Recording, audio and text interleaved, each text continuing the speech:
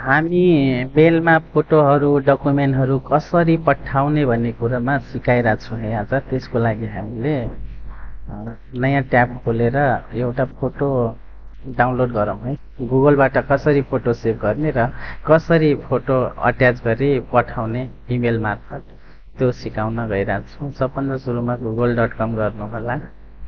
google.com गरिसकेपछि अब हामीले यहाँ कुनै फोटो डाउनलोड गर्नु पर्यो। जस्तै म एउटा फ्लोर भनेर सर्च गर्छु।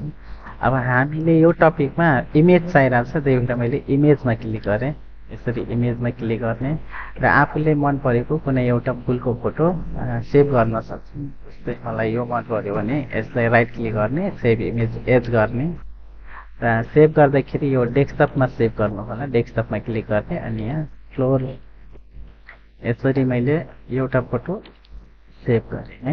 अब फोटो सेभ गरिसकेपछि अब यो फोटोलाई कसरी अरूलाई पठाउने त्यो सिकाउने छौँ। त्यसको लागि हामीले अब कम्पोजमा जाने। कम्पोजमा गइसकेपछि अब यो फोटोमा सबैलाई ग्रुपमै सिकाइरहेको छु, त्यही भएर सबैलाई एकैचोटि पठाउँछु। सबैको मेल आइडी मैले यहाँ इमेल लिस्टिङ गरेछु। यसरी मेललाई कपी गर्छु, त्यसपछि सबैलाई एकैचोटिमा पठाउँछु है।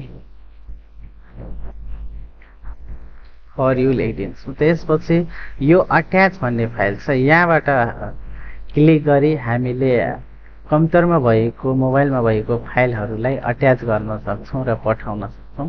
अब यहाँ फोटो मात्रै पठाउन मिल्दैन कि अट्याच गरिसकेपछि अट्याचमा क्लिक गरिसकेपछि यहाँ फोटोजहरू, एक्सेल फाइल, यो फोटोसपको पिएचडी फाइल, जेपिजी फाइल, यस्तै गरी भिडियो फाइल, प्रोग्रामहरू, ओडको फाइलहरू र यो पावर पोइन्टको फाइलहरू है, यो जेपिजी फाइलको सबै फाइल हामी यो अट्याचबाट पठाउन सक्छौँ इमेल थ्रु है। फिलहाल यो फ्लोर मात्रै पठाइरहेको छु। यसरी अट्याच गरिसकेपछि यहाँ लोडिङ भयो। अब यसलाई सेन्ड गर्दाखेरि सबैकोमा जान्छ है। यसरी हामीले फोटो फाइलहरू पठाउने।